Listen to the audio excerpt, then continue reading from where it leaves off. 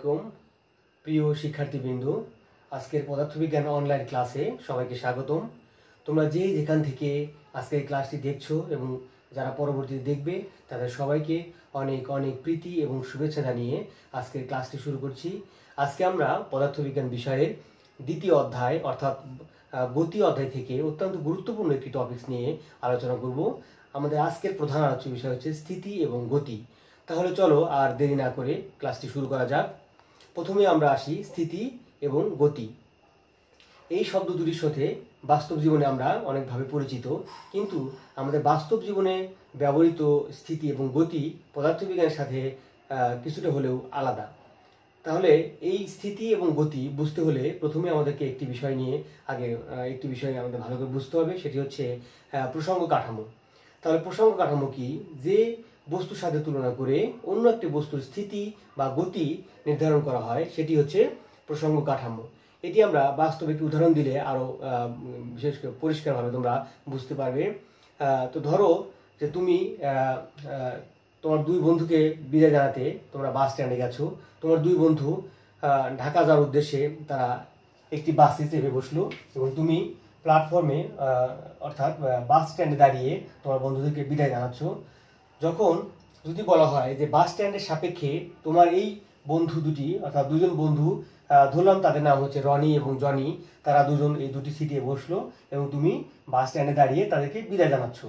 এখন যদি বলা হয় যে স্টেশনের সাপেক্ষে রনি এবং জনির কি অবস্থা, অর্থাৎ তারা স্থির নাকি গতিশীল যখন বাসটি চলমান রয়েছে, অবশ্যই তাহলে স্টেশনের সাপেক্ষে রনি এবং জনি উভয়ই আমরা গতিশীল বলতে পারি বা উভয়ের অবস্থানকে আমরা গতি বলতে পারি। কারণ যে তুমি এখানে দাঁড়িয়ে আসো, অর্থাৎ বাস স্ট্যান্ড কিন্তু স্থির রয়েছে, কিন্তু বাস স্ট্যান্ডের সাপেক্ষে রনি এবং জনি উভয়ই গতিশীল রয়েছে, অর্থাৎ সময়ের সাপেক্ষে তাদের অবস্থানে কিন্তু পরিবর্তন হচ্ছে। অর্থাৎ যত সময় অতিক্রান্ত হচ্ছে রনি এবং জনি থেকে বাস স্ট্যান্ড থেকে রনি এবং জনির দূরত্ব কিন্তু ক্রমান্বয়ে বৃদ্ধি পাচ্ছে। এই কারণে আমরা বাস স্ট্যান্ডের সাপেক্ষে রনি এবং জনি অবস্থানকে আমরা কি বলতে পারি? গতি বলতে পারি। অর্থাৎ এটি হচ্ছে গতি। এখন আমরা আসি স্থিতি। যদি বলি ওই বাসের সাপেক্ষে তুমি এখানে প্ল্যাটফর্মে দাঁড়িয়ে আছো, তাহলে বাসের সাপেক্ষে বাসটি কিন্তু গতিশীল রয়েছে বা রানিং গাড়ি রয়েছে। এখন এই বাসের সাপেক্ষে তোমার অবস্থান, তুমি হচ্ছে স্থির। তাহলে এই যে প্রথমে আমি বললাম যে বাস স্ট্যান্ডের সাপেক্ষে রনি এবং জনি গতিশীল, তাহলে এখানে এই বাস স্ট্যান্ডই হচ্ছে এখানে একটা প্রসঙ্গ কাঠামো।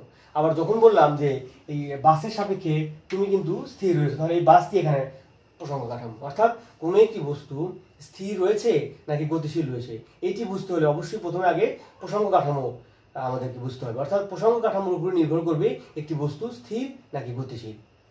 আবার দেখো একইভাবে এই যে বললাম যে তোমার সাপেক্ষে রনি এবং জনি গতিশীল রয়েছে, আবার রনি এবং জনি কিন্তু এই বাসটিতে তারা উঠে বসেছে এবং তারা পাশাপাশি দুটি সিটে তারা বসে রয়েছে, বাসটি কিন্তু গতিশীল রয়েছে। এখন যদি বলি রনির সাপেক্ষে জনি অথবা জনির সাপেক্ষে রনি স্থির রয়েছে নাকি গতিশীল রয়েছে, তাহলে তোমাদের কাছে হয়তো মনে হচ্ছে যেহেতু বাসটি গতিশীল তাহলে তারা গতিশীল। হ্যাঁ, গতিশীল বটে, কিন্তু রনির সাপেক্ষে কিন্তু জনি স্থির রয়েছে। কারণ রনি এবং জনি তারা দুটো পাশাপাশি সিটে বসেছে এবং তাদের মধ্যবর্তী দূরত্ব কিন্তু বাড়ছে না, অর্থাৎ তারা একই অবস্থানে রয়েছে এবং একজনের সাপেক্ষে কিন্তু আরেকজন কি রয়েছে? স্থির রয়েছে। অর্থাৎ যদি রনিকে আমরা প্রসঙ্গ কাঠামো হিসেবে বিবেচনা করি তাহলে রনির সাপেক্ষে জনি স্থির রয়েছে, আবার যদি জনিকে আমরা প্রসঙ্গ কাঠামো বিবেচনা করি তাহলে জনির সাপেক্ষে কিন্তু রনিও স্থির রয়েছে। অর্থাৎ গাড়ি গতিশীল হতে পারে কিন্তু একজনের সাপেক্ষে তারা একজন স্থির, কারণ তাদের উভয়ের মধ্যবর্তী দূরত্ব অপরিবর্তিত রয়েছে। আশা করি তোমরা বিষয়টা বুঝতে পেরেছো। এবার আমরা দ্বিতীয় টপিকসে আসি, পরম স্থিতি এবং পরম গতি। তাহলে পরম স্থিতি এবং পরম গতি, যেহেতু তোমরা গতি এবং স্থিতি বুঝে ফেলেছো, তাহলে পরম স্থিতি এবং পরম গতিও তোমরা বুঝবে। যে পরম স্থিতি যে বিষয়টা আসলে কি? পরম স্থিতি হচ্ছে যে প্রকৃতপক্ষে স্থির কোনো প্রসঙ্গ কাঠামোর সাপেক্ষে কোনো বস্তুর গতিকে বলা হয় পরম গতি। আবার একইভাবে প্রকৃতপক্ষে স্থির কোনো বস্তুর বা কোনো প্রসঙ্গ কাঠামোর সাপেক্ষে কোনো বস্তুর স্থিতিকে বলা হয় পরম স্থিতি। এখন আমরা আসি যে বাস্তবে আসলে পরম স্থিতি এবং পরম গতি রয়েছে কিনা। কারণ আমরা বলেছি যে পরম স্থিতি এবং পরম গতি হতে হলে অবশ্যই প্রকৃতপক্ষে স্থির একটি প্রসঙ্গ কাঠামোর প্রয়োজন, কিন্তু বাস্তবে কিন্তু প্রকৃতপক্ষে স্থির কোনো প্রসঙ্গ কাঠামো কি রয়েছে? তোমরা একটু চিন্তা করলে তোমরা অনুধাবন করতে পারবে যে আমরা যে গ্রহে বসবাস করি অর্থাৎ পৃথিবীর প্রত্যেকটি বস্তুকে আমরা প্রসঙ্গ কাঠামো হিসেবে বিবেচনা করতে পারি। যেহেতু পৃথিবী নিজেই কিন্তু স্থির নয়, সে সূর্যের চারপাশে মানে অনবরত প্রদক্ষিণ করে যাচ্ছে। তাহলে যেহেতু পৃথিবী স্থির নয়, তাহলে পৃথিবীতে অবস্থিত কোনো একটি বস্তুও স্থির নয়। সেক্ষেত্রে আমরা পরম স্থির অর্থাৎ প্রকৃতপক্ষে স্থির কোনো প্রসারণ কাঠামোই আমরা খুঁজে পাবো না। আসলে বাস্তবে পরম বা প্রকৃতপক্ষে স্থির কোনো প্রসারণ কাঠামো নেই। আর সেক্ষেত্রে পরম স্থিতি এবং পরম গতি কোনোটাই আসলে বাস্তবে সম্ভব না। তাই তোমরা বুঝতে পেরেছো যে পরম স্থিতি এবং পরম গতি উভয়ই অসম্ভব। এই যে আলোচনাটি করলাম, এটি একটি গুরুত্বপূর্ণ অনুধাবনমূলক প্রশ্ন। বিভিন্ন বোর্ড পরীক্ষায় কিন্তু এই প্রশ্নটি আসে এবং আজকে ক্লাসে আমরা পরবর্তীতে হোমওয়ার্ক হিসাবে এই প্রশ্নটি আমরা তোমাদেরকে দিতে পারি। তাহলে তোমরা অবশ্যই গুরুত্বপূর্ণভাবে ভেবে নিয়ে প্রশ্নটি ভালো করে মনোযোগ দিয়ে তোমরা শুনবে। তো আশা করি তোমরা পরম স্থিতি এবং পরম গতি বিষয়ে পরিষ্কার একটি ধারণা পেয়েছো। এবার আমরা আসি পরবর্তীতে আসি রৈখিক গতি। বিভিন্ন প্রকার গতি রয়েছে, তার মধ্যে একটি হচ্ছে রৈখিক গতি। রৈখিক গতি আসলে কি? যে বস্তু একটি সরলরেখা বরাবর গতিশীল, তখন সেই বস্তু গতিকে বলা হয় রৈখিক গতি। এটি খুবই সহজ একটি বিষয়। ধরে নাও যে এই বাসটি তোমার স্কুলের সামনে দিয়ে একটি সোজা পথ ধরে সামনের দিকে এগিয়ে যাচ্ছে, তাহলে এই বাসটির গতি কিন্তু এই বাসটির গতিকে আমরা কি বলতে পারি? বাসটির গতিকে আমরা বলতে পারি সরলরৈখিক গতি। এবার আমরা আসি রৈখিক গতি অথবা সরলরৈখিক গতি তোমরা বুঝতে পারলে। এবার আমরা আসি কি ঘূর্ণন গতি। ঘূর্ণন গতি হচ্ছে আমরা ঘূর্ণন গতি সম্পর্কে সবাই প্রায় ধারণা আমাদের রয়েছে। ঘূর্ণন গতি হচ্ছে যদি কোনো বস্তু নির্দিষ্ট কোনো বিন্দুকে কেন্দ্র করে সমান দূরত্ব বজায় রেখে তার চারিদিকে অবিরাম ঘুরতে থাকে বা প্রদক্ষিণ করতে থাকে, এই ধরনের গতিকে আমরা বলি হচ্ছে ঘূর্ণন গতি। যেমন আমরা দেখতে পাই যে বৈদ্যুতিক পাখার গতি কিন্তু একটা ঘূর্ণন গতি। কারণ বৈদ্যুতিক পাখার খেয়াল করে দেখবে যে পাখার মাঝখানে একটি বিন্দুকে কেন্দ্র করে কিন্তু ফ্যানের পাখাগুলো অনবরত ঘুরছে। তাহলে অবশ্যই বৈদ্যুতিক পাখার গতি হচ্ছে একটা ঘূর্ণন গতি। তোমরা আশা করি বুঝতে পেরেছো। এবার আমরা পরবর্তী বিষয়ে আসি, হচ্ছে চলন গতি। চলন গতি আসলে কেমন? চলন গতি এটি হচ্ছে চলন গতি হচ্ছে যে এমন একটি গতি যে যদি কোনো বস্তুর প্রত্যেকটি বিন্দু সমান সময়ে একই দিক থেকে সমান দূরত্ব অতিক্রম করে, তাহলে সেই বস্তুর গতিকে আমরা কি বলতে পারি? আমরা বলতে পারি এটা চলন গতি বলতে পারি। যেমন টেবিলের উপর যদি একটি বইকে আমরা রাখি, তাহলে সেই বইটিকে যদি আমরা হাত দিয়ে ধাক্কা দিয়ে আমরা 1 মিটার দূরত্ব সরালাম, মাঝখানে দূরত্ব কত? 1 মিটার। অর্থাৎ তাহলে এই যে আমরা এই বইটির প্রাথমিক অবস্থান এবং এটি হচ্ছে বইটির বর্তমান অবস্থান।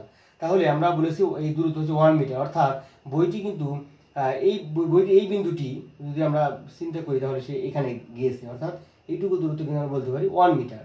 একইভাবে আমরা যদি যে কোনো একটা বিন্দু ধরে নাও, আমরা হিসাবের সুবিধার্থে ঠিক মাঝখানের একটা বিন্দুকে আমরা ধরে নিলাম, তাহলে এই বিন্দুটি কিন্তু ঠিক এত দূরত্ব অতিক্রম করেছে, অর্থাৎ এটিও কিন্তু 1 মিটার। আর তুমি যদি বলো না আমি এই প্রান্তের বিন্দুটি আমরা তুলনা করব, তাহলে এই প্রান্তের বিন্দুটি কিন্তু এই প্রান্তে পৌঁছে, তাহলে এইটুকু দূরত্ব এটিও কিন্তু আমাদের হচ্ছে 1 মিটার। তুমি যদি বলো না আমি এখানকার একটা বিন্দু বিবেচনা করবো, সেও কিন্তু 1 মিটার দূরত্বই অতিক্রম করেছে। তাহলে দেখা যায় যে এই বইটির প্রত্যেকটি বিন্দু কিন্তু 1 মিটার দূরত্ব অতিক্রম করেছে। অর্থাৎ আমরা সংজ্ঞায় বলেছিলাম যে কোনো বস্তুর গতি যদি এমন হয় যে বস্তুটির প্রত্যেকটি বিন্দু একই দিকে সমান সময়ে সমান দূরত্ব অতিক্রম করে, তবে সেই বস্তুর গতিকে আমরা বলতে পারি চলন গতি। অর্থাৎ টেবিলের উপর থেকে আমরা একটি বইটিকে যদি সামনের দিকে সরাই, তাহলে এই বস্তুর গতিকে আমরা বলতে পারবো চলন গতি। আশা করি তোমরা বিষয়টি বুঝতে পেরেছ। এবার আমরা আসি, চলন গতি হয়ে গেল, এবার আমরা আসি পর্যায়বৃত্ত গতি। পর্যায়বৃত্ত গতি এটা কেমন ধরনের গতি আমরা একটু চিন্তা করি। যদি কোনো বস্তুর গতি এমন হয় যে একটা নির্দিষ্ট বিন্দুকে একই দিক থেকে বারবার প্রদক্ষিণ করে যাচ্ছে, তাহলে এই ধরনের গতিকে আমরা বলতে পারি হচ্ছে পর্যায়বৃত্ত গতি। যেমন আমরা একটি উদাহরণ দিলে বিষয়টি আরো পরিষ্কার হবে। যেমন ঘড়ির কাঁটার গতি। তোমরা খেয়াল করে দেখবে যে ঘড়ির কাঁটার অর্থাৎ একটা দেয়াল ঘড়ির ঠিক মধ্যবিন্দুতে যদি আমরা কেন্দ্র বিবেচনা করি, তাহলে ঘন্টার কাঁটা বলো বা মিনিটের কাঁটা বা সেকেন্ডের কাঁটা যেটাই বলি আমরা, এই কাঁটা কিন্তু ওই নির্দিষ্ট বিন্দুকে একই দিক থেকে বারবার প্রদক্ষিণ করছে। অর্থাৎ যদি আমরা 12টার টাইমটাকে 12টার কাঁটাকে বিবেচনা করি, অর্থাৎ 12টা লেখা যে পয়েন্টটা আমরা যদি সেটাকে বিবেচনা করি, তাহলে দেখবো যে আমরা যে কোনো একটি কাঁটা তুমি বিবেচনা করো, সে কিন্তু বারবার একই দিক থেকে বারবার ওই 12টা এসে থামছে, আবার যাচ্ছে, এভাবে একটা বিন্দুকে একই দিক থেকে বারবার অতিক্রম করছে। তাহলে এই ধরনের গতিকে বলা হচ্ছে পর্যায়বৃত্ত গতি। আমরা সূর্যের চারিদিকে পৃথিবীর গতিকেও আমরা পর্যায়বৃত্ত গতি হিসেবে উদাহরণ দিতে পারি। তাহলে আশা করি পর্যাবৃত্ত গতি তোমরা বুঝতে পেরেছো। এবার আমরা আসি হচ্ছে স্পন্দন গতি। তো স্পন্দন গতি আসলে কি? স্পন্দন গতি হচ্ছে এমন এক ধরনের গতি যে কোনো গতিশীল বস্তুর গতিপথে প্রথম অর্ধেক দূরত্ব যদি এক দিক থেকে এবং দ্বিতীয় অর্ধেক যদি তার বিপরীত দিক থেকে অতিক্রম করে, তাহলে এই ধরনের গতিকে আমরা বলতে পারি হচ্ছে স্পন্দন গতি বা সরল সন্ধিত গতি। যেমন আমরা বলতে পারি যে সরল দোলকের গতি উদাহরণ হিসেবে বলতে পারি, তোমাদের বাসায় অনেকে বাসায়তেই দেয়াল ঘড়ি রয়েছে এবং দেয়াল ঘড়ির সাথে একটি দোলক লাগানো রয়েছে, আমরা দেখো অনবরত সে ঘুরছে, তাহলে ওইটি কিন্তু সরল দোলক। তাহলে ওই সরল দোলকের গতিকে আমরা কি বলতে পারি? আমরা স্পন্দন গতি বলতে পারি। যেমন একটু উদাহরণ দিলে পরিষ্কার হবে যে সরল দোলক কি? একটি ক্ষুদ্র ভারী বস্তুকে একটি ওজনহীন অপ্রসারণীয় নমনীয় সুতার সাহায্যে বেঁধে যদি কোনো দৃঢ় অবলম্বন থেকে ঝুলিয়ে দেওয়া হয়, তাহলে সুতা সহ ওই সামগ্রিক ব্যবস্থাটিকে বলা হয় সরল দোলক। তাহলে এই যে আমরা ক্ষুদ্র বস্তুকে বিবেচনা করলাম, এই ক্ষুদ্র বস্তুটি হচ্ছে সরল দোলকের বব। তাহলে এখান থেকে এই পর্যন্ত দূরত্ব হচ্ছে সুতার দৈর্ঘ্য। তাহলে আমরা দেখি যে সরল দোলকের এই বিন্দুটি প্রথমে এখানে আসছে, তার গতিপথের অর্ধেক, অর্থাৎ সে এদিকে যাচ্ছে একবার, আবার পরবর্তীতে উল্টা দিকে যাচ্ছে, অর্থাৎ এই পুরোটা কিন্তু তার একটা পূর্ণ দোলন সম্পন্ন করছে। তাহলে একটা পূর্ণ দোলনের অর্ধেক পথ সে এইদিকে যাচ্ছে আর বাকি অর্ধেক পথ সে এইদিকে যাচ্ছে, অর্থাৎ পর্যায়কালে অর্ধেক সময় অর্ধেক দূরত্ব একদিকে এবং বাকি অর্ধেক দূরত্ব বিপরীত দিক থেকে অতিক্রম করছে। এইরকম বস্তু গতিকে আমরা বলতে পারি স্পন্দন গতি বা সরল সন্ধিত গতি হিসাবে আমরা বিবেচনা করতে পারি। তাহলে আশা করি তোমরা উদাহরণটি পরিষ্কারভাবে বুঝতে পেরেছো। সর্বশেষ টপিকস হচ্ছে জটিল গতি। এই জটিল গতিটি তোমাদের বইতে সেভাবে লেখা নেই, তবু আমি এখানে দিয়েছি তোমাদের বোঝার সুবিধার্থে। জটিল গতি কি? জটিল গতি হচ্ছে এমন এক ধরনের গতি যেখানে একই সাথে রৈখিক গতি, তোমরা দেখেছো রৈখিক গতি, অর্থাৎ রৈখিক গতি এবং ঘূর্ণন গতি, এই দুটি গতি যদি একটি বস্তুর সাথে অর্থাৎ একটি বস্তুর মধ্যে একই সাথে ক্রিয়াশীল হয়, তো তবে আমরা সেই বস্তুর গতিকে আমরা বলতে পারি হচ্ছে জটিল গতি। যেমন আমরা এখানে দেখা যাচ্ছে একটি প্রাইভেট কার, এই প্রাইভেট কারের চাকা রয়েছে, তোমরা একটু খেয়াল করে দেখো যে আমরা একটি প্রাইভেট কার দেখতে পাচ্ছি। যদিও আমি ভালোভাবে আঁকতে পারি না, তবু তোমাদেরকে এখানে একটু বোঝানোর জন্য আমি চিত্র দুটি এঁকেছি। দেখো যে এই প্রাইভেট কারের চাকা রয়েছে, যে কোনো গাড়ির চাকা, তো এই চাকার কিন্তু যদি আমরা একটা কেন্দ্র বিবেচনা করি, তাহলে এই বিন্দুটাকে কেন্দ্র করে চাকাটা কিন্তু অনবরত ঘুরছে। তাহলে তুমি একটু করে খেয়াল করে দেখলে বুঝতে পারবে যে চাকা যে ঘুরছে, বৈদ্যুতিক পাখাও ঘুরছে। তাহলে এই দুই ঘূর্ণন কি এক? না, মোটেই এক নয়। কারণ বৈদ্যুতিক পাখা সারাদিন ঘুরলেও সে কিন্তু বৈদ্যুতিক পাখা তার নিজের অবস্থানেই থাকে, কিন্তু এই যে চাকা সে যত ঘুরবে সে কিন্তু সামনের দিকে সরল রৈখিকভাবে দূরত্ব অতিক্রম করবে, অর্থাৎ এর মধ্যে কিন্তু রৈখিক গতিও রয়েছে। কারণ আমরা বলেছিলাম যে যদি কোনো বস্তু সরলরেখা বরাবর সামনের দিকে গতিশীল হয়, তবে এই ধরনের গতিকে বলা হচ্ছে রৈখিক গতি বা সরল রৈখিক গতি।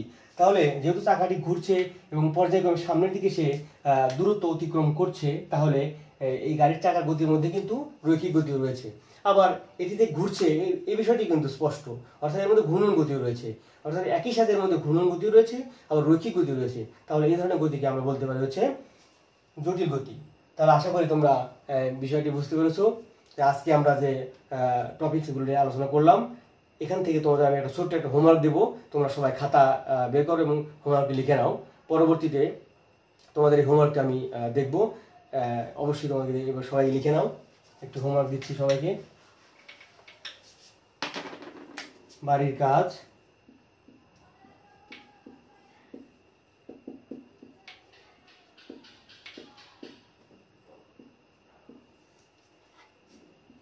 একটিমাত্র অনুধাবনমূলক প্রশ্ন দিচ্ছি তোমাদের, তোমরা সবাই খাতা লিখে নাও।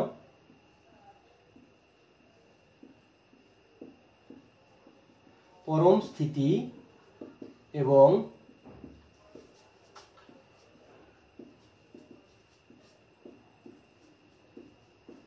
পরম গতি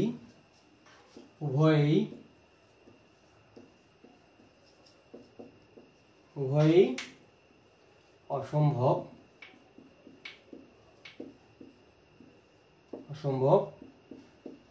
ব্যাখ্যা করো। এই অনুধাবনমূলক প্রশ্নটি তোমরা যারা মনোযোগ দিয়ে ক্লাসটি করেছো, আমি কিন্তু ক্লাসের মধ্যে এটি উত্তর দিয়ে দিয়েছি, তাই তোমরা যদি প্রবলেম থাকে তাহলে তোমরা ভিডিওটি আবার একবার দেখবে, তাহলে পরম স্থিতি এবং পরম গতি আজকের এই ক্লাসটি তোমরা যদি মনোযোগ দিয়ে শুনে থাকো তাহলে তোমরা অবশ্যই পারবে। তো আজকের মতো এই পর্যন্তই। পরবর্তী ক্লাসে সবাইকে আসার আমন্ত্রণ জানিয়ে আজকে এখানে শেষ করছি। সবাইকে অনেক অনেক ধন্যবাদ। সবাই বাসায় থাকো, সুস্থ থাকো।